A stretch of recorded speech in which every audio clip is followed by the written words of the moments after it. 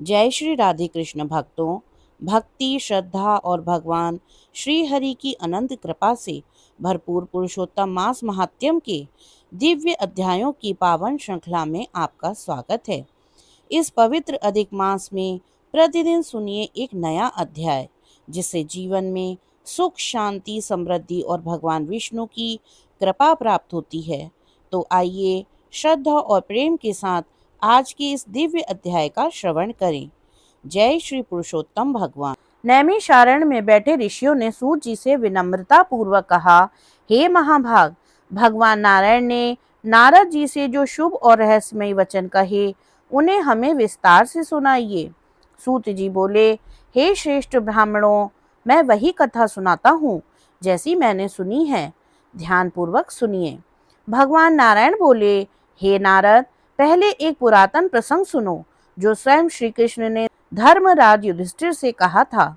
एक समय की बात है, ध्रुत क्रीड़ा में छल पूर्वक हारकर युधिष्ठिर और उनके भाई पांडव अपना राज्य खो बैठे। सबके सामने द्रौपदी का अपमान हुआ। दुष्ट दुशासन ने उसके केश पकड़कर उसे सभा में घसीटा और उसके वस्त्र उतारने का प्रयास किया। उस संकट की घड़ी में भगवान श्री कृष्ण ने उसकी लाज की रक्षा की। इसके बाद पांडव वनवास को चले गए और काम्य वन में रहने लगे। वहां वे अत्यंत कष्ट में जीवन बिताते थे। कंद मूल और फल खाकर धूल से ढके शरीर और बड़े हुए बालों के साथ वे तपस्वियों की तरह जीवन जी रहे थे। एक दिन भगवान श्री कृष्ण मुनियों के साथ उन्हें देखने वहां पहुंचे। भगवान को देखकर पांडव ऐसे प्रसन्न हुए मानो मृत शरीर में प्राण लौट आए हों। उन्होंने प्रेम पूर्वक उनका स्वागत किया और चरणों में प्रणाम किया। द्रौपदी भी अत्यंत विनम्रता से उनके सामने उपस्थित हुई। पांडवों और द्रौपदी की दयनीय अवस्था देखकर भगवान श्री कृष्ण का हृदय द्रवित हो गया और वे कौरवों पर अत्यंत क्रोधित हो उठे। उनका क्रोध प्रलय की अग्नि के समान भयंकर था। ऐसा प्रतीत हो रहा था कि वे संपूर्ण संसार को नष्ट कर देंगे। यह देखकर अर्जुन भयभीत हो गए और उन्होंने हाथ जोड़कर भगवान की स्तुति करते हुए कहा, हे प्रभु, आप जगत के रक्षक हैं।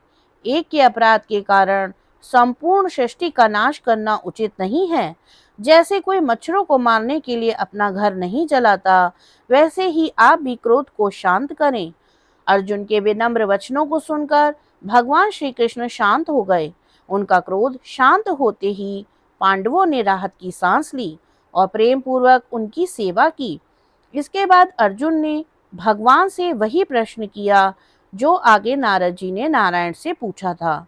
हे प्रभु, ऐसा कौन सा उपाय है जिससे मनुष्य के सभी दुख दूर हो जाएं?